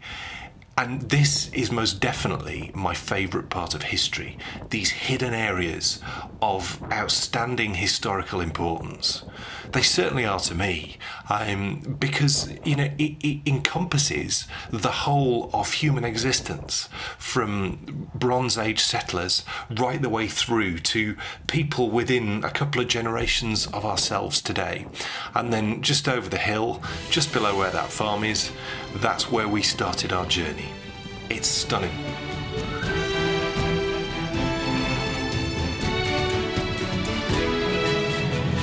So it's an extra little bit of new adventuring at this amazing site. There's not a lot to see up there, but it excites me. That type of history really excites me, because, you know, to think that you had a Jacobite gun emplacement up here that was defending against Napoleonic wars, but then also against a potential American invasion. And then also, you know, back here we've got all the 6th century stuff, and even a bowling green in the middle when it was a castle. It's just amazing, and that is why I love history so much. And all in this absolutely stunning place. Just look round here. Look at that. It is utterly breathtaking. So I hope you enjoyed this extra little bit of a look at Scotland. We certainly have, and who knows where we'll be taking you next time. So don't miss it. We'll see you soon for some more new adventures.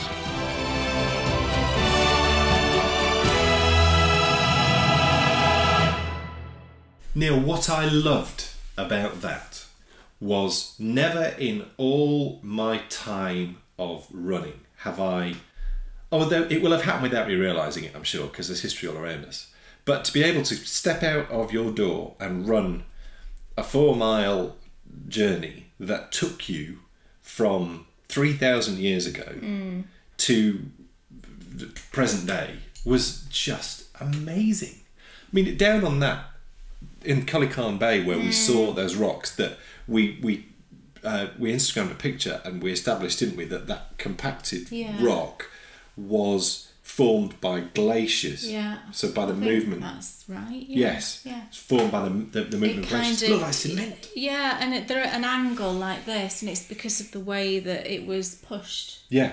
Yeah. So, you know, seeing such a cross section, and then, you know, looking up on that headland which we've just taken you to, and just stopping and thinking about the fact, I mean, it blows my mind that 3,000 years ago, they know, because they've excavated that head, you know, that top bit, they know 3,000 years ago there were people there. They know that 500 BC that they were attacked and the things, but I mean, archaeology is amazing. It is amazing. You should have been an archaeologist. I should have. I wish I'd, you know, that's what I would have done. And you know, and how amazing to think that you know, 3,000 years ago people started living there, and right the way up until the 20th century it was still being used. And how strange it is, what a shift in how we all live, that now something that was, you know, lived in for so long now suddenly isn't. There's been such a massive shift with the Industrial Revolution. Yeah. What was the most exciting though about that beach is we found a Neolithic axe head. Oh, stop it. It's a lump of rock. Dan said to me, don't you think this looks like an axe head? I said, no, it's a lump of rock. So, of course, all holiday, of course, Bryony was like, oh, no, mummy. I think it's an axe head. I said, no, it's not. It's a lump of rock. Just imagine it was titled. It's not. We gave this a name. This is Rocky McStone. Yeah, Bryony knew. She brought, you know, a few shells and things back. But she wanted to bring Rocky McStone back, yeah. Because, you know, if we'd left him there, then he just would have been just a rock that would have washed out to sea, and you know, no one probably would have... But we were trying to work out what stone this was, because it's not like a pebble that's been rolled around. It was very angular, and it's got like fracture marks in it as well. So it's obviously something very hard, but we didn't know. So that's the end of our next great new adventure. And don't panic, because in episode 84, we will be back new adventuring. We will be discovering, and now it's time to get exciting. We've not done anything Roman this year. Well, it's about to change. Have we not? We've done nothing Roman this year. Wow. And we love that. We do. So we're taking you to somewhere we have never been before. No. It's a lost city of the Roman Empire, and it's going to be absolutely amazing. We can't wait to do that. But what's so interesting is it's always the same every year. As we get to this period, we start thinking about our late autumn and winter programming. Yes. And we're very excited. Dan's had a great idea. I mean, we're very, very excited. And I think I've got a name. Oh, right. Yes. Okay. Now, we've never, in the space of a year, we normally do one new exciting thing a year that we then run. And of course, we started earlier on this year, the New Adventures.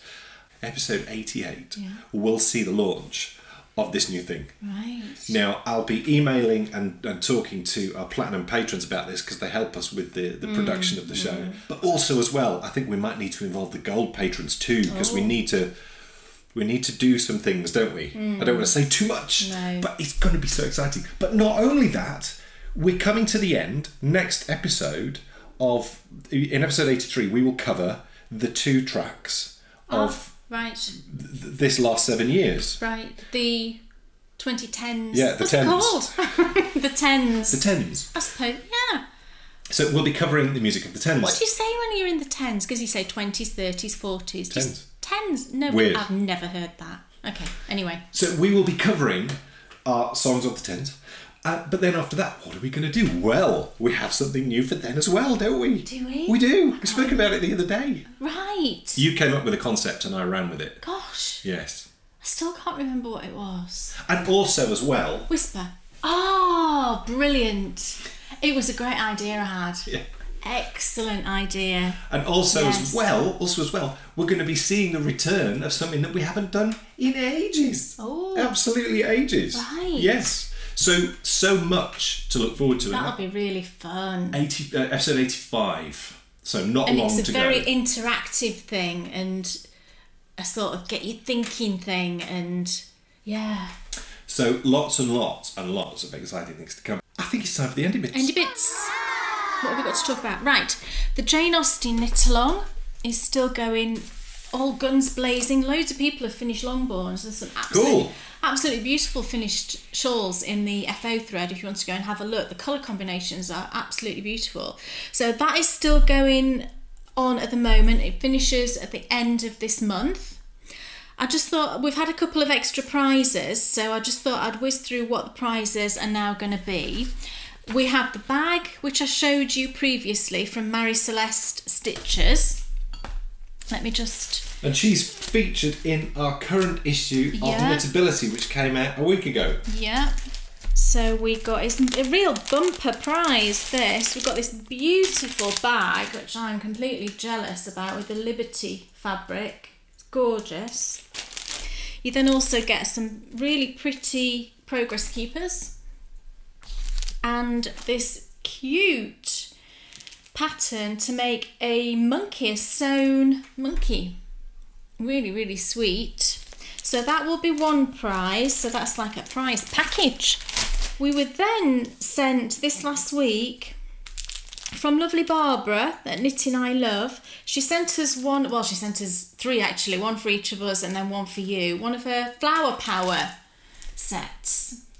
So you get a coaster, which is also a gauge, a needle gauge. There's a DPN holder, and then there's another holder which is brilliant for circulars. So we've got that. And then to go along with that, she's also donated one of her recent patterns, which is called the Asphodel Potion Hat. So there's a Harry Potter link there. So there'll be, whoever wins this will also win a copy of that hat pattern. So thank you, Barbara, for that. That's really kind. We love Barbara.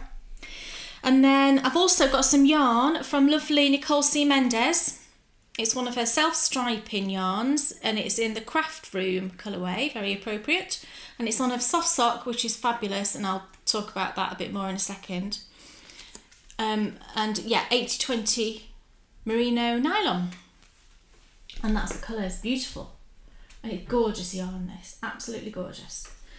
And to go with that, actually, what I'm going to put in, we were sent some lovely stitch markers from Catherine at Crafternoon Treats. I'd ordered some progress keepers for myself, and she added these in and said, oh, you know, use them for the podcast whenever you want to. And they're the ones that have got the needle size on. So they're actually designed, I think, for crochet. When you're doing crochet and you leave your project halfway through, you can actually put a little progress keeper on it and it tells you what hook size you were using, which I think is brilliant. So I'm going to add those in with the yarn. So thank you, Catherine, for that. She makes lovely progress keepers, actually. The ones I got, I really, really love. Those two will go together. So that's the three prizes that I've got for the knit along. So like I said, that finishes at the end of September. Then on the 1st of October, we will be co-hosting a knit along.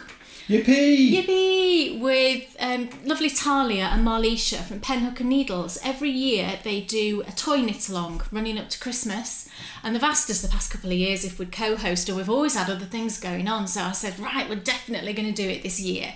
So we will be co-hosting a toy knit along, have fun, that runs from the 1st of October all the way through to the end of the year. So it's a nice long knit along. So get ready, Helena, get ready to knit your toys. Go. Helena, I'll have about 20. So we've got that coming up as well. I've opened a thread. I thought about whether I should do a knit along for the bits and bobs, but then I thought, do you know what? It's really a longer term project, isn't it? So a knit along didn't quite seem appropriate. But what I have done is I've opened a chatter thread in the Ravelry group. It just says Bits and Bobs chatter thread, where you can go into that thread, you can ask any questions that you might have, you can post pictures of your yarn, you can ask other people what yarns they're using, put pictures up of your works in progress, and what I will do is I'll just randomly pull from that, maybe once a month for the next few months. I'll randomly pull from that just for a prize. So if you want to, if you're knitting one of the blankets, then go ahead and post in there as many times as you want. You know, the more times you post in there, then the more chances you've got of winning a prize. So that's there for you to have a little chat. Cool. I finished, can you remember the pair of socks that I finished on the last episode for Sarah, for my lovely friend Sarah, who's doing this, she calls it this crazy, don't know where I got the idea project, where she wanted to knit a pair of socks for all of her patients in the Marie Curie hospice where she works, and I knit a pair of socks for her, and lots of other people are knitting socks. Well, a number of people have been asking her if there's a pattern that they can follow, because she might have, there might be people who have not knit for a long time, and they've been saying to her, oh, you know, I'd love to do it, but is there a pattern I can follow? So what Sarah's done is she's written up her basic sort of sock pattern, just plain socks, and she's put it on Ravelry. The cost if you pay VAT in this country, the cost was £1.80, but I think she's put it up for £1.50 is what you will see if you're like in the US and other places where the VAT doesn't come into play. And she's donating that amount to Marie Curie as well. So this is the pattern. I went ahead obviously and bought one. It's just called Sarah's Simple Socks, and it's a lovely pattern. You know, if you've never knit socks before, or if you just want that basic plain sock pattern that you can then, you know, insert your own pattern into, you know, make your own socks, then it's a great pattern. And look, there's lovely Sarah. There she is. Hello, Sarah. Look at her with the socks. That's her pattern. So if you do feel so inclined, if for example you weren't able to knit the socks, but you want to contribute to what Sarah's doing, then, you know, £1.50 plus VAT is not really a lot to pay, and it's a lovely pattern. So I just wanted to mention that. And I actually bought some fabric the other day. Oh, I couldn't resist this. Look at this fabric. Look, it's Star Wars Halloween. And the white bits are glow in the dark, and it does actually glow. Our bathroom, as we said before, is an internal bathroom. So I went in there this morning and shut the door, and it's pitch black, and they absolutely glow. It's brilliant. And then I just got these little spiders to match. So the fabric's from Camelot, if you wanted to look for it. I got it from, it was Elephant in My Handbag. That's where I got it from. Elephant in My Handbag. And then I was talking about lovely Nicole before, and she sent me some yarn. Oh my goodness. Oh. And she said, do whatever you want with it. You know, it can be all for you, or you can use one for a giveaway if you want. So I haven't decided yet whether I can actually part with any of it. And she sent me 3 skeins of her self-striping. Look at these. Oh my goodness. So I've got this one, which is disco, which is like all the neons. So pretty. That's probably blowing out, but we've got a neon pink, a sort of pinky purple, orange and yellow. So fun. And then I've got Little Red Riding Hood, which I think is beautiful. And Love is in the Air. I think this might be the one that I start with actually, because I just love those colours. It's beautiful. And then I got these little, when I was ordering some dye the other day, I order my dye mainly from Rainbow Silks. But when I ordered some dye, I saw that they had these little, do you know the My First Regia? 25 gram balls. They were 99 pence. So I thought, oh, I'm having some of those for heels and toes. So I got these 3 colours. And I thought that blue would look lovely with that, don't you think? So I think I might use that for the heels for that one. So I thought that was brilliant. 99 pence. Fabulous. So thank you so much for those, Nicole. I absolutely love it. And I want to cast one of these on, but then of course I cast on the Harry Potter ones, the Bots Beans, and I ran out of needles. So that's why I've ordered another set of needles so that I can cast those on. And we're very excited because Nicole is going to be our Meet the Vendor in our next issue of Knitability, yay. Which is out in October. So Brilliant. Can't wait, because we love Nicole's shop. It's We great. do. Oh, you go on colourways, they're just... They are fantastic. Gorgeous. And the yarn base that she uses is just beautiful. I love the base that she uses. And then the other day I was on Instagram and I saw that Emma, Eldenwood Craft, had just finished a pair of socks, and I'm like, oh my goodness, what's that yarn? I love it. And it was this, and I went and looked at it and thought, I'm going to have to get some of that for socks. It's King Cole Drifter. It's a double knit, and it is a mixture of 25% cotton, 6% wool, and 69% acrylic. So there is a big acrylic content, but it's very soft. And the fact it had cotton in as well, I just liked that idea. I thought, oh, they'd make really nice kind of spring socks or autumn socks. And the colourways are lovely. It kind of self-stripes a little bit, you know, a bit sort of Fair Isle-y. And they're all named after American states. So I got New York, because it's pinks and purples. Gorgeous. And I got Missouri, I think it's Missouri. Yeah, because I thought this would be good for Dan. I love these colours. And you get, in 100 grams, you get 329 yards. So it's plenty for a pair of socks. So I can't wait to try that. And I will knit these on DPNs, I think. The bigger size DPNs, I think I'll be okay with, and wooden I'll use. Then I thought, what should I do about the heels? And I saw these were reduced. I think it's discontinued. It's a Louisa Harding. It's called Cassia. And it's wool nylon. It's 75% wool, 25% nylon. And they were reduced. They weren't very expensive. So I got 4 colours of these.